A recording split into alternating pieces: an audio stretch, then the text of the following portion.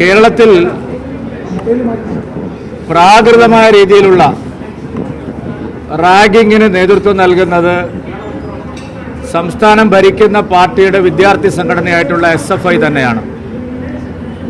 SFI ഏറ്റവും വലിയൊരു സാമൂഹ്യ വിരുദ്ധ സംഘടനയായി മാറിയിരിക്കുക. ഭീകരവാദ സംഘടനകളെക്കാൾ വലിയ ക്രൂരതയാണ് SFI കലാലയങ്ങളിൽ, വിദ്യാലയങ്ങളിൽ നടത്തിക്കൊണ്ടിരിക്കുന്നത്. അതിഭീകരമായ തോതിലുള്ള മനുഷ്യാവകാശ ലംഘനമാണ് SFI നേതാക്കന്മാർ കേരളത്തിൽ നടത്തിക്കൊണ്ടിരിക്കുന്നത്. വൈത്തിരിയിലെ സിദ്ധാർത്ഥന്റെ ദാരുണമായ കൊലപാതകത്തിന് ശേഷവും നിർബാധം അത് തുടരുന്നത് സർക്കാരിൻ്റെയും ഭരണകക്ഷിയുടെയും പിന്തുണയോടുകൂടിയാണ്.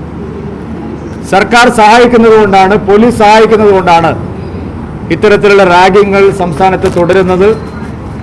റാഗിംഗ് കേസുകളിലെ പ്രതികൾക്ക് പരീക്ഷ എഴുതാനുള്ള സൗകര്യങ്ങൾ ഒരുക്കി കൊടുക്കുന്നു, കേസുകളിൽ നിന്ന് അവരെ രക്ഷപ്പെടുത്തി കൊടുക്കുന്നു.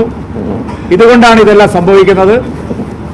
SFI എന്ന് പറയുന്ന സാമൂഹ്യ വിരുദ്ധ സംഘടനയെ ഒറ്റപ്പെടുത്താൻ കേരളത്തിലെ എല്ലാ ജനങ്ങളും ഒരുമിച്ച് വരണമെന്നുള്ളതാണ് ഞങ്ങളുടെ നിലപാട്.